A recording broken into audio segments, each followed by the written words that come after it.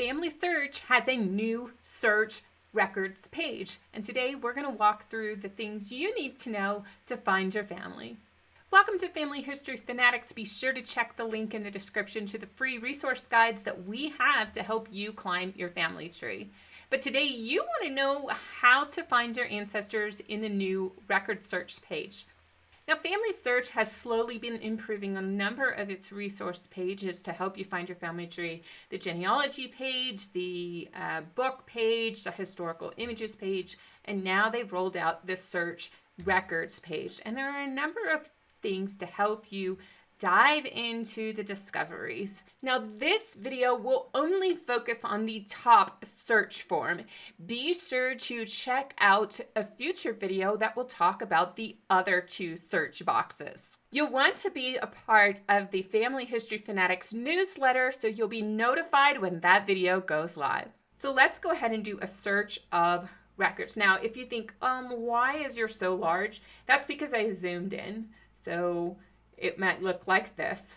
To make it easier for you guys to view at home, I've zoomed into 175 view. So I'm going to start with a simple search, and there's a couple of things that I'm going to recommend. So the first thing I'm going to do is I'm going to type in an ancestor's name. So I'm going to search for my Civil War ancestor, William Townsend. Now, his name is William James Townsend, but right now I just kind of want hints that have William, an abbreviation for William, or a W in it.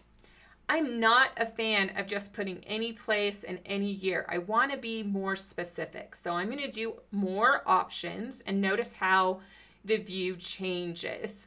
So I have William and I have Townsend, and I'm going to put a birth. Now, I don't have to be super specific. Ohio, United States is good enough. And I'm going to put in a range from 1840 to 1845, even though I know that he was born in 1842. It's always best to do a range. I'm going to leave everything else as it is, but let me show you there's something that you may or may not want to do. Let's say you have a John Smith, and there's 1.5 million John Smith, plus there's John Smythes and some others. Then you can click on Show Exact. Now, if that's all you do, it's not going to work. You're going to hit search results, and you're going to have the same search results even if you didn't put this on. What you have to now do is then put exact. I only, in this case, want William Townsend who were born in Ohio.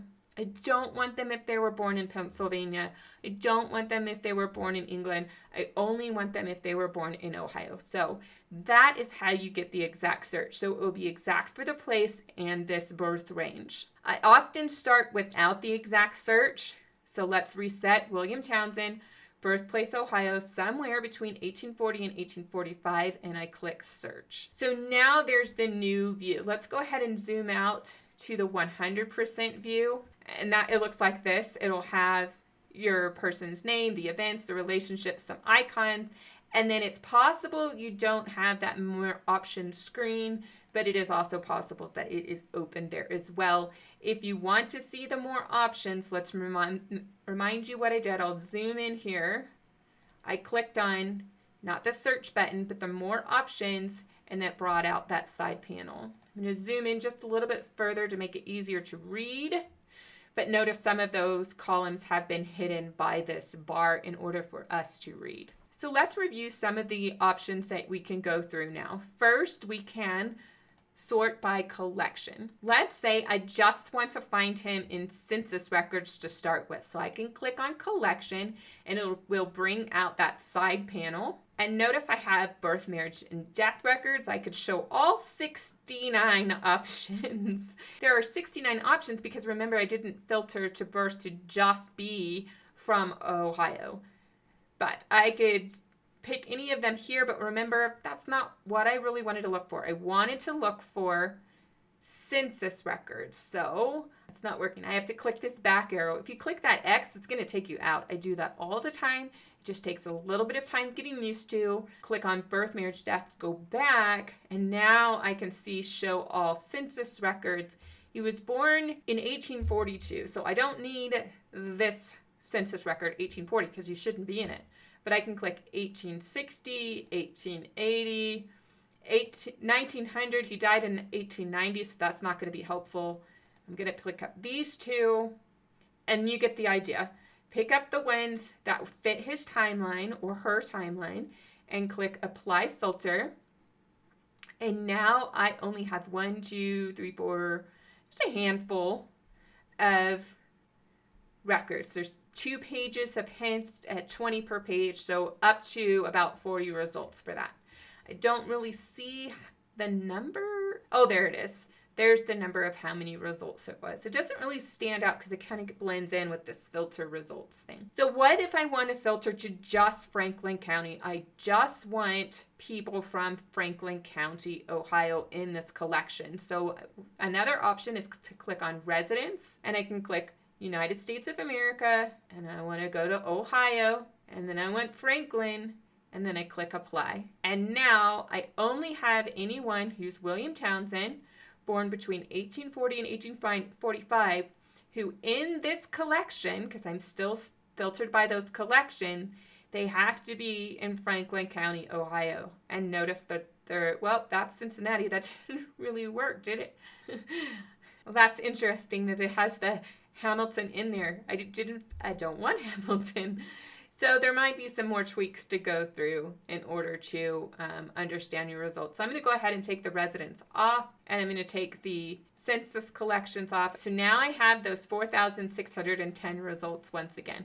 There are a couple of other things that we can do. Actually, I'm going to change my person. So the next person I'm going to look at is Harrison Hayes, who was born in Kentucky in 1832. So I do the birth range as 1830 to 1835. I'm going to close this out, and one of the filters I'm going to put on Mr. Hayes is race. The reason why I want to do that and why this is really neat is because Mr. Hayes served in the colored troops in the Civil War.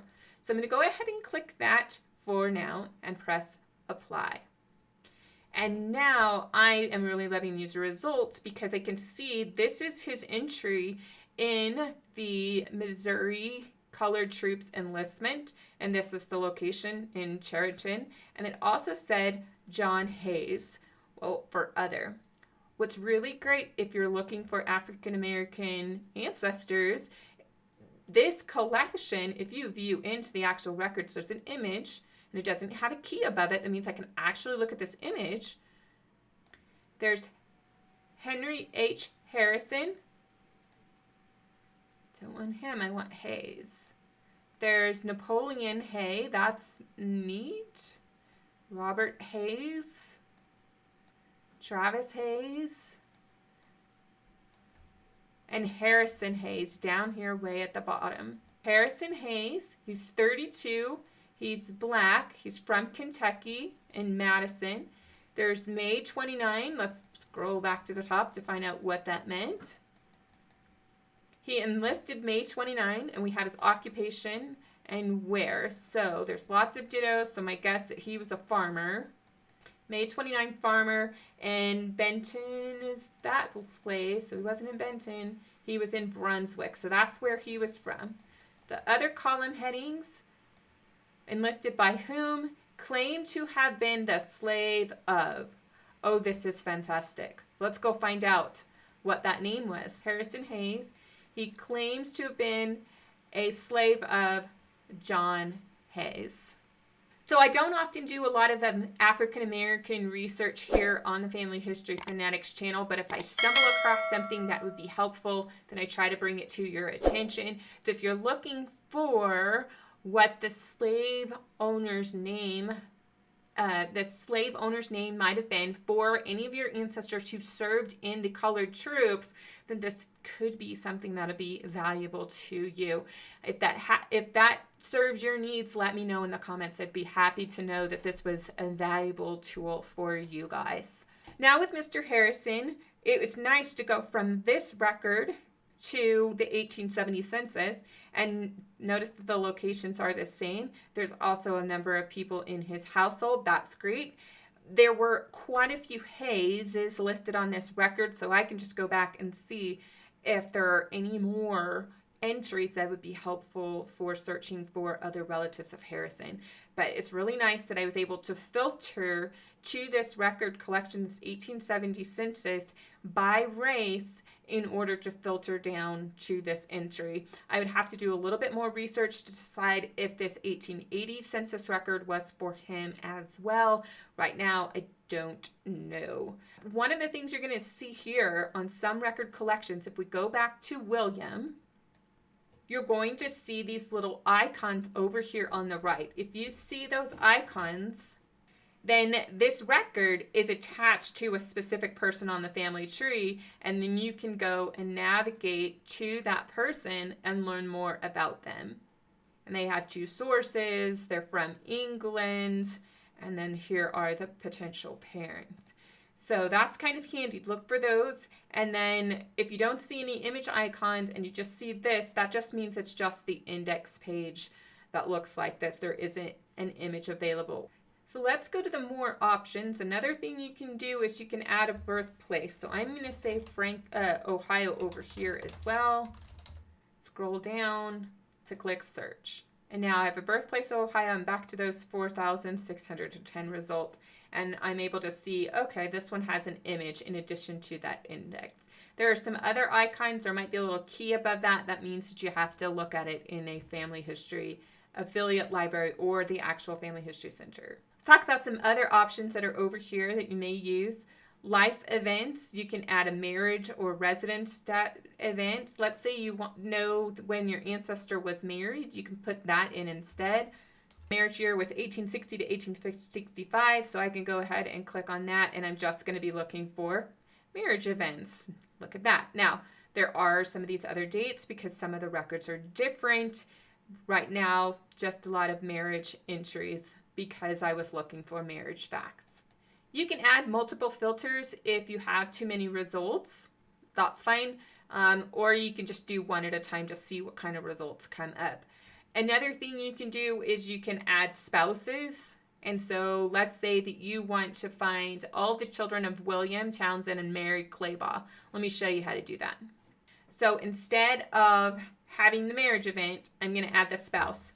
So I'm going to start first with Mary Claybaugh. I'm not going to make it exact because I know this name is butchered a million times this side of Sunday. So let's go ahead and click search. Right here, Mary Claybaugh, that one's right. This one is right. This one is right. So I'm going to actually filter to just Ohio. Do birth, or maybe there's a marriage event, or there's a death event, or there's all kinds of other events, maybe probate, land records, so on and so forth. And I'm going to filter this way. So United States for Ohio. Remember, I just kept it kind of broad. Now I'm going to look at Franklin County. There's 10. Hit apply. And now for the residents of Franklin County, Ohio, I have a number of people. How about I try something different as a way to filter those results? So I have the spouses, William and Mary Claybaugh. So I'm going to do more options, and what I'm going to filter now by is type. So I'm going to do birth, marriage, death, and baptism, christening, search by those. And this is one of the ways that you can potentially look for the information about the children of your ancestors. And you can add other filters in there to make it more distinct because there still are quite a lot of records. So another thing you can do that is kind of handy is that you can set some preferences. First, you can have this view, the one you see right here, but we can also do a data sheet view. And this will put every fact in its own column. So I have name, birth date, birthplace, marriage date, marriage place, marriage residence date. You get the idea, death date, parents, spouse, children, so on and so forth. Well, let's say you don't want all of those options. So come back here to preferences and we can customize that data sheet.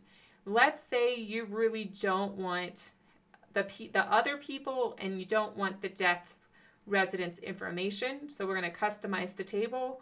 And now you're just going to see birth, marriage, residence. Notice the death date and place is gone. And we just have parent, spouse, children, and siblings. If we scroll out, we'll see better what does that look like. So for now, we don't have a lot of content, but as we go through, we're going to start seeing some of these columns fill up with details. Now, the final thing I want to share with you is that you can actually export some of your results. We're going to do everyone named Townsend, and not any place. We're going to remove any place. They have to have been in Franklin between 1870 and 1890. This is a way of doing a surname search on FamilySearch. There's still too many. I'm going to do one more time and making sure I'm only in Franklin County, Ohio. I have 137 results. Now, another way to have done that is to click on exact. I can use the bubbles or I can use exact, hit search, and again, I have 137 results. So that's more manageable for a surname search project. So what I can do now is I can download those search results into a Microsoft Excel spreadsheet, or I can download it as a TSV, which is a tab separated file. I'm not really sure what the V is for, but I know it's tab separated versus a comma separated. And with those types of files, I can import them into any spreadsheet program that I have. Number of results, they're going to limit you. So I have 137, but I can only do 100 at a time. So that is something to keep in mind. I'm not entirely sure how to grab the next 37. So we'll have to handle that in a future video. Or if somebody knows how to get the next 37, just drop a comment in the comment section. I hope this video helps you to familiarize yourself with the new FamilySearch record search page. I know it has a little bit of a learning curve, but we can do it. And if you have further questions, be sure to drop those in the comment section below. For more tips and tricks on how to use FamilySearch, be sure to check the playlist at the top. And if you're ready for our latest video, be sure to check the one on the bottom.